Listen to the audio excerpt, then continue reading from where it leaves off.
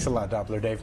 For weeks, ABC7 has been investigating records related to the director of the El Paso Zoo. He resigned this week after being suspended for almost 2 months with pay. Big news this week. Tonight, an ABC7 investigation reveals the city hired an outside attorney to look into Joe Montesano. ABC7 content director Leslie Engel and Andrew J. Polk bring you extra depth on what they uncovered.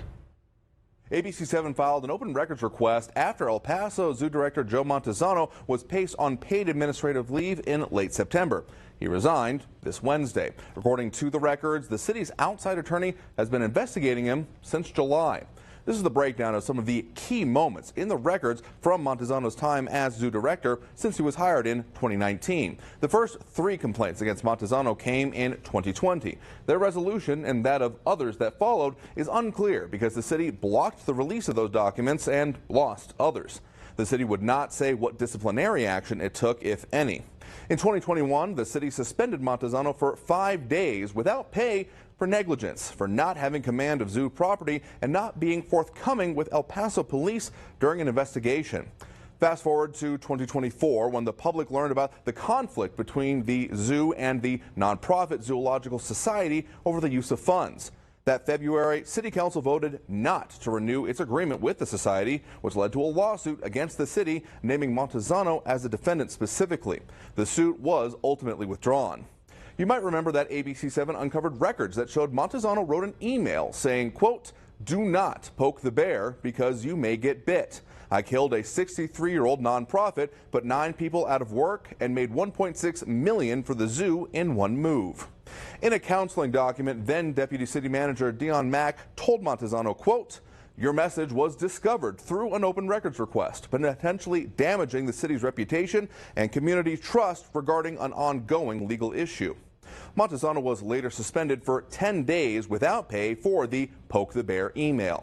At the start of this year, the El Paso Zoo lost its accreditation from the Association of Zoos and Aquariums, which cited significant deferred maintenance, weak leadership engagement, and the housing of some animals in off-exhibit areas. 4 more complaints were filed against Montesano this year. One in July led the city to hire outside counsel to investigate him. Attorney Diana Valdez is being paid $175 per hour to look into that and another complaint that was filed after he was placed on leave. We asked how much this has cost taxpayers so far. A city spokeswoman told ABC7 the total is not known yet because the investigation is ongoing. And in September, Montesano was placed on paid administrative leave. ABC7 has asked the city for an interview to explain why. They declined our request, citing it does not publicly discuss personnel matters. That brings us to this week, when Montesano resigned as director of the zoo. I had spoken briefly with Montesano when he was first placed on leave. He declined an interview at that time. I've contacted him again since ABC7 obtained these records before he even resigned, and again since the resignation. We have not heard back as of yet.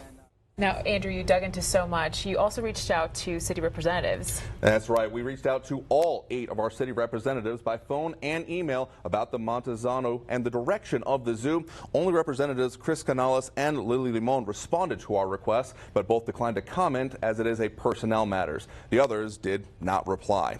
We did give a detailed breakdown of the complaints and how the story unfolded right now over on KVIA.com. All right. Thank you so much for this report. Thank you, Andrew. Thanks again. Remember, for more extra depth reports, you can download the KVIA ABC7 CTV app. It's available on Roku, Fire TV, and on Apple TV.